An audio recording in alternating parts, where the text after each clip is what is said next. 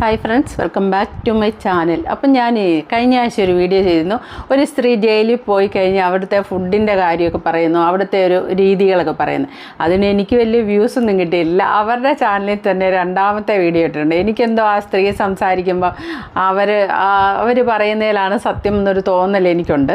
പിന്നെ എനിക്ക് തോന്നിയെന്ന് കരുതി അതാണ് സത്യം എന്ന് പറയരുത്. കാരണം ആരെയും ചാടിക്കയറി വിശ്വസിച്ചിട്ട് ഇഷ്ടംപോലെ 8ൻ്റെ പണി 16ൻ്റെ പണിയൊക്കെ മേടിച്ച ആളാണ് ഞാൻ. അതുകൊണ്ട് ഞാനൊരാളെ വിശ്വസിച്ചെന്ന് കരുതി അവർ 100% സത്യസന്ധമെന്ന് പറയുന്നതിൽ ഒരു കാര്യമല്ല. ഞാൻ ചുമ്മാ കയറി അങ്ങനെ പെട്ടെന്ന് ആൾക്കാരെ എന്തോ അങ്ങനത്തെ ഒരു സ്വഭാവമുണ്ട്. പെട്ടെന്ന് വിശ്വസിച്ചിട്ട് അവർ പാവാന്ന്, അല്ലെ ആൾക്കാർ ഇങ്ങോട്ട് പറയുന്നത് എന്താണ് അതായിരിക്കും സത്യം എന്ന് വിശ്വസിച്ച് അങ്ങനത്തെ കുറേ മണ്ടത്തരം എൻ്റെ ലൈഫിൽ വന്നിട്ടുള്ള. അതുകൊണ്ട് ഞാൻ ആരെ വിശ്വസിച്ചിട്ട് അയ്യോ അവർ 100% ശരിയാ കേട്ടോ എന്നൊക്കെ പറയുന്നതിൽ ഒരു കാര്യമില്ലെന്ന് സ്വയം അനുഭവത്തിൽ നിന്ന് ഇത്രയും പ്രായം കൊണ്ട് ആദ്യകാലത്ത് മനസ്സിലായില്ല. ഇത്രയും പ്രായം കൊണ്ട് ഇപ്പം എനിക്ക് പിടികിട്ടിട്ടുണ്ട്. എനിക്കൊരാളെ മനസ്സിലാക്കാനുള്ള കഴിവില്ല എന്നുള്ളത്. ഈ മുമ്പല്ല് കൊണ്ട് ചിരിക്കുന്നതാണ് ശരി എന്ന് ചിന്തിക്കുന്ന മണ്ണബുദ്ധിയാന്ന് പറയാം ആ കാര്യത്തിൽ ഞാൻ കേട്ടോ. എല്ലാ കാര്യത്തിലുമല്ല, ഒരാളെ ഒന്ന് വാച്ച് ചെയ്ത് മനസ്സിലാക്കുന്ന കാര്യം. അപ്പോൾ അവർ തന്നെ ജയിലിൽ പോയിട്ടുള്ള അവർ ശരിക്കും പറഞ്ഞാൽ അവരെ പീഡിപ്പിച്ച് വരുത്താൻ അവരുടെ ശരീരത്തിൽ കയറിയിരുന്ന് അവരുടെ മുഖം വരെ മാന്തി പൊളിച്ച് കടിച്ച് പറിച്ച് പീഡിപ്പിച്ച ഇച്ചിരി പ്രായമുള്ളൊരു മനുഷ്യൻ. ആ മനുഷ്യനെതിരെ അവർ കേസ് കൊടുത്തിട്ട് അവസാനം കഥ നേരെ തിരിഞ്ഞിട്ട് ഇവരകത്തായ അവസ്ഥയാണ് പറഞ്ഞത്. അയാൾക്ക് ആരോഗ്യമില്ലെന്നോ എന്തൊക്കെയോ പറഞ്ഞ് അതിൽ നിന്ന് ഇവരാണ് അകത്തായത്, ജയിലിനുള്ളിലായത്. എന്നിട്ട് അവർ പുറത്തിറങ്ങിയപ്പോൾ ഈ ചാനലുകാരനൊരു ഇൻ്റർവ്യൂ ഇട്ടിരുന്ന ഫെയിൽ എന്നങ്ങാണ്ട ചാനലിനെയും അങ്ങനെ ഇട്ടിരുന്നതാണ്. ഇപ്പം അവർ രണ്ടാമത്തെ വീഡിയോ ഇട്ടിട്ടുണ്ട്. ഈ പോലീസുകാർ ഓരോ കേസും ഒക്കെ ആയിട്ട് കുറ്റവാളിയാണല്ലോ, കുറ്റവാളിയുടെ കണ്ണിലൂടെയാണല്ലോ കാണുന്നത്. അപ്പോൾ ആ സ്ത്രീ എന്നുള്ള അല്ലെങ്കിൽ ഒരു മനുഷ്യൻ എന്നുള്ള പരിഗണന പോലും ചില പോലീസുകാരും ഒന്നും കൊടുക്കില്ല. അപ്പോൾ ഒരു പോലീസുകാരനൊക്കെ കാണുമ്പോഴേ വൃത്തികേട് രീതിയിലുള്ള ആംഗ്യം കാണിക്കുക, എന്നിട്ട് പങ്കിടാൻ വേണ്ടി അയാളുടെ ക്വാർട്ടേഴ്സിലേക്ക് വിളിക്കുകയാണ് ചെയ്യുന്നത്. അത് ശരിക്കും ഞാൻ ഇത് പറയാനുണ്ടാകുന്ന കാര്യം എന്താണെന്ന് ചോദിച്ചാൽ, സ്ത്രീകൾ സന്ദർഭവശാലോ ബൈ ചാൻസിലോ വല്ല കുറ്റകൃത്യം അറിയാതെ ചെയ്തിട്ട് അന്നാരത്തെ ഒരവസ്ഥ കൊണ്ട് പോലും ജയിലിൽ പോകരുത്. അവിടെ പോയി പാറമട പൊട്ടിക്കേണ്ടി വന്നാലും ചെയ്യാം, അല്ലെ എന്തെങ്കിലും ചെയ്യാം. ഇതൊന്നുമല്ല. അവിടുത്തെ കഷ്ടം എന്ന് പറഞ്ഞാൽ സ്വവർഗാനുരാഗികൾ അവിടെ ഉണ്ടാവാം. അത് പുരുഷ ജയിലിലുണ്ട്. രണ്ടാമതും ഇത് പല സിനിമകളിൽ കാണിച്ചിട്ടുള്ള ആ ജയിൽ ജോലിക്കാരുടെ കിടപ്പറ പങ്കിടാൻ വേണ്ടി ഓരോരുത്തരെയായിട്ട് വിളിക്കുകയും പോവുകയും ചെയ്യും. അതിക്കവിഞ്ഞൊരു ദുരവസ്ഥ ഒരു സ്ത്രീക്കും ഉണ്ടാകാനില്ല. അപ്പോൾ എന്തേലുമൊക്കെ പ്രഷറിൻ്റെ പുറത്ത് എന്തേലുമൊക്കെ കുറ്റകൃത്യമോ ഒക്കെ ചെയ്യാൻ ആലോചിക്കുമ്പോൾ ആദ്യം മനസ്സിലേക്ക് ഓടി വരേണ്ട കാര്യം എന്താണെന്ന് ചോദിച്ചാൽ, അത് ചെയ്താൽ ജയിലിൽ പോയി കഞ്ഞിയും വെള്ളം ഒന്നുമില്ല, പട്ടിണി കിടക്കാൻ പണിയെടുക്കുക, അതൊന്നുമല്ല. ഉറ്റവരെ ഉടയവരെ ഒന്നും കാണാതിരിക്കുക, അതൊന്നുമല്ല ഇതിൻ്റെ മെയിൻ കാര്യം. ഇങ്ങനത്തെ ചില പ്രശ്നങ്ങളുണ്ട്. അതേക്കുറിച്ച് അധികം ഒന്നും പുറത്തു വരുന്നില്ല. ഇപ്പം ഇവർ പറയുന്നുണ്ടാവുമെന്ന് കേൾക്കാം. വിദ്യാഭ്യാസവും അധികം ഇല്ലാത്ത പോലീസുകാരുണ്ട്. ഇപ്പം വിദ്യാഭ്യാസമൊക്കെ ഉണ്ടെങ്കിലും വളരെ മോശം പെരുമാറ്റങ്ങളുണ്ട്. എന്തെങ്കിലും ദുരനുഭവം ഉണ്ടായിട്ടില്ല? പിന്നെ അത് മാത്രം ഉണ്ടായിട്ടുള്ളൂ. എന്തൊക്കെ ദുരനുഭവം? അപ്പോൾ എല്ലാവരെയും നമ്മ പറയണില്ലട്ടാ. ചില നല്ലവര് നല്ല മനസ്സാക്ഷിയുള്ളവരും നല്ല ആൾക്കാർ, ഡീസന്റ് ആയിട്ടുള്ളവരുണ്ട്. പക്ഷേ ചിലതുങ്ങൾ മറ്റുള്ളവരുടെ പേരുകളാണ് ചിലതുങ്ങളുണ്ടല്ലോ. ലൈംഗിക ചോയോടും മോശമായ എന്തിങ്ങനെയൊക്കെ ഇല്ലേ, ആംഗ്യ ഭാഷയില്ലേ, ഇതിങ്ങനെ ഇങ്ങനെയൊക്കെ കാണിച്ചിട്ടുള്ള പേരൊക്കെ ഞാൻ പറയാം. അയാള് എന്നോട് കോണ്ടം വരെ കുണ്ട് കോർട്ടേജിൽ വന്ന് പറഞ്ഞ ഉദ്യോഗസ്ഥനുണ്ട്. സർക്കിളായിരുന്നു കേട്ടാ, സർക്കിളായിരുന്നു. അത് ഞാൻ പറയണെന്നും പറഞ്ഞിട്ട് ഞാൻ പോയി വടക്കേക്കര പോലീസ് സ്റ്റേഷനിലിരുന്നു. എന്നിട്ട് അവിടുത്തെ സാറുമാരെ ലൗഡ് സ്പീക്കറിലിട്ട് വരുമ്പോ കോണ്ടം മേടിച്ചിട്ടുണ്ടോ, ഈ സ്റ്റേഷൻ പരിധിയിൽ പരിചയമുള്ള ആരെങ്കിലും ഉണ്ടാ? ഞാൻ സ്റ്റേഷനൊക്കെ പറയാത്തതാണ്, എല്ലാം ഞാൻ വെളിപ്പെടുത്തും. സ്റ്റേഷനൊക്കെ പറയാനൊന്നും എനിക്ക് പേടിയില്ല. ഇല്ലായ സംഭവമാണ്. 4 പോലീസ് സത്യമാണ്, പെറ്റമ്മ സത്യം. അതിനേക്കാൾ വലിയ സത്യം 3 പോലീസുകാർ ഒരു പോലീസുകാരത്തെയും കേട്ടുന്ന സംഭവം. 3 പേര് റിട്ടയർഡ് ആവട്ടെ എന്ന് പറഞ്ഞാൽ ഞാൻ ഇരുന്ന റിട്ടയർഡ് ആകുമ്പോൾ അവർ സർവീസിൽ എല്ലാ സാധനങ്ങളും മേടിച്ചു. അല്ല, അവർ എനിക്ക് അനുകൂലമായിട്ട് പറഞ്ഞാൽ അവർക്ക് സർവീസിൽ നിന്ന് റിട്ടയർഡ് ആകുമ്പോൾ അവർക്ക് അവരുടെ ആനുകൂല്യങ്ങളൊക്കെ കിട്ടാൻ പറഞ്ഞു. കഴിഞ്ഞ മെയ്യിൽ ആ ഉദ്യോഗസ്ഥ സർവീസിലുണ്ട്.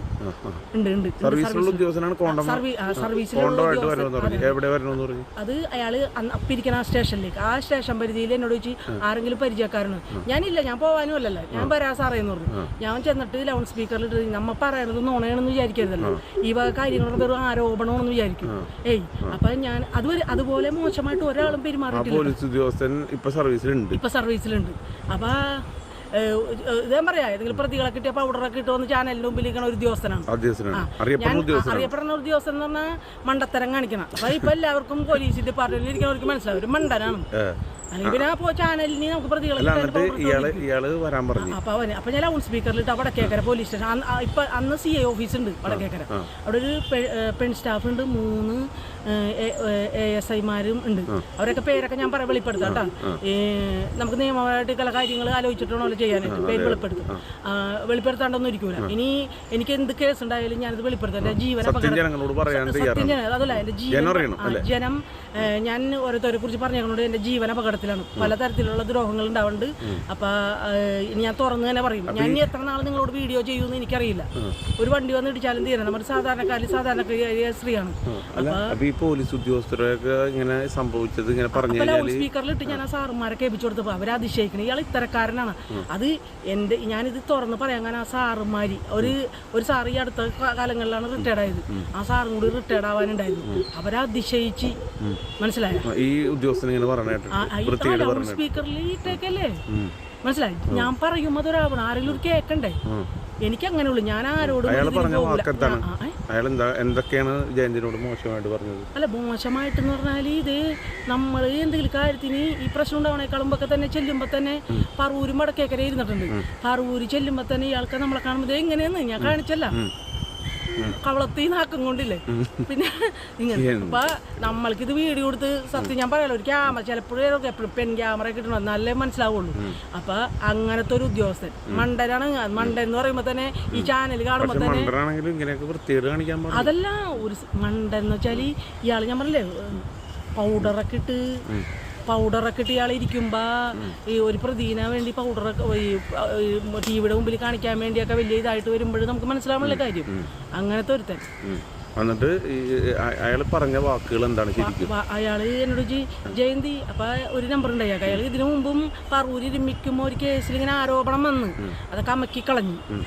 അപ്പൊ അയാൾ ചോദിക്കണം അപ്പൊ ജയന്തി അപ്പൊ എവിടെ ഉണ്ട്? ഞാൻ പറഞ്ഞു അപ്പോൾ നമ്മൾ വിളിക്കുമ്പോ എന്താ വെച്ചാൽ എടുക്കും. എന്താ വെച്ചാൽ എന്തെങ്കിലും കാര്യത്തിലാണോ എന്നൊക്കെ അറിയില്ലല്ലോ. അപ്പൊ ഞാൻ ഉദ്യോഗസ്ഥനാണ്. ഞാനിപ്പോ എല്ലാവരോടും പറയണം മൊബൈലിൽ വിളിക്കില്ല കേട്ടോ സാറേ, ലാൻഡ് ഫോണിൽ വിളിച്ചു. എന്നെ എന്ത് കേസിന്റെ കാര്യത്തിലാണെങ്കിലും എന്നെ ലാൻഡ് ഫോണിൽ വിളിച്ചു. അപ്പൊ നമുക്ക് അറിയാലോ പ്രശ്നമില്ല, അത് നമ്മൾ എടുക്കാണ്ടൊക്കെ വരും. അപ്പൊ ഞാൻ പറഞ്ഞു സാറേ അപ്പോൾ ഞാൻ പറഞ്ഞു അതിനെന്താ സാറേ വരാലാന്ന് പറഞ്ഞു. ഞാൻ ഇത് വരാലാന്ന് പറഞ്ഞു. ഞാൻ വേഗം തന്നെ CI ഓഫീസിലോട്ട് ഓട്ടോറിക്ഷ വിളിച്ച് വടക്കേക്കര CI ഓഫീസിലോട്ട് ചെല്ലുന്നു. അപ്പോൾ വടക്കേക്കര CI ഓഫീസിൽ ചെന്ന് ഞാൻ പറഞ്ഞു സാറേ ഇത് കേക്ക് സാറേ എന്നുണ്ട് ലൗഡ് സ്പീക്കറിലിട്ട്. അപ്പോൾ അവരെല്ലാവരും കേട്ട 3 അയാൾ പറഞ്ഞത് ഇതാണ്, ജയന്തി ക്വാർട്ടേഴ്സിലേക്ക് വരൂ. ക്വാർട്ടേഴ്സ് തൃശ്ശൂർ ജില്ലയിലാണ്. അവിടെയാണ് അയാൾ ആ സമയത്ത് ഇരിക്കണത്. പറവൂരിൽ നിന്ന് കുറേ നാൾ പോയിട്ട് പിന്നെ വടക്കേക്കര കുറച്ച് ദിവസം ഇരുന്നുള്ളൂ പോയിട്ട്. അപ്പം ഞാൻ പറഞ്ഞു ഇല്ല സാറേ അറിയണവരില്ല.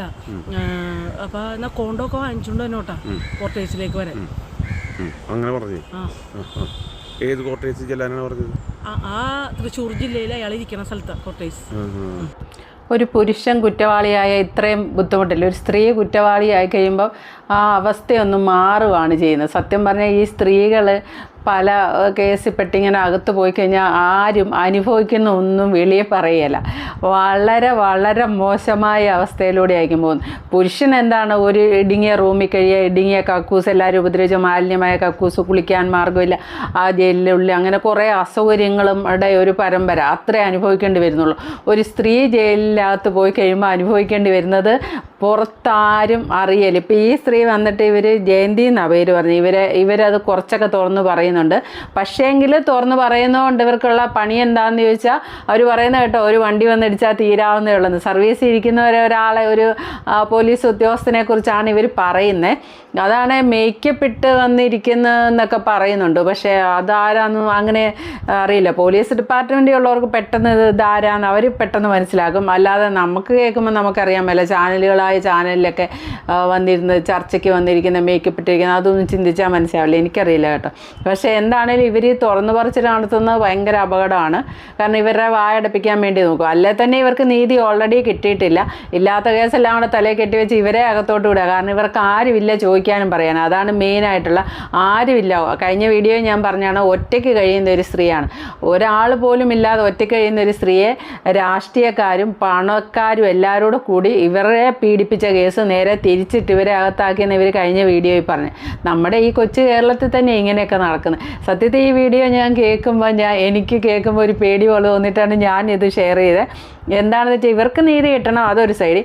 മറു സൈഡിൽ നമ്മൾ ഈ പെണ്ണുങ്ങൾക്ക് ചില സമയത്ത് ചില ഹോർമോണിൻ്റെ പ്രശ്നം കൊണ്ട് കൺട്രോൾ ഇല്ലാത്ത ദേഷ്യം വരുന്ന സ്വഭാവക്കാരുണ്ട്. അവർക്ക് കൺട്രോൾ ഇല്ല, അത് കഴിഞ്ഞ് ഭയങ്കര പശ്ചാത്താപം ഉണ്ടാവും.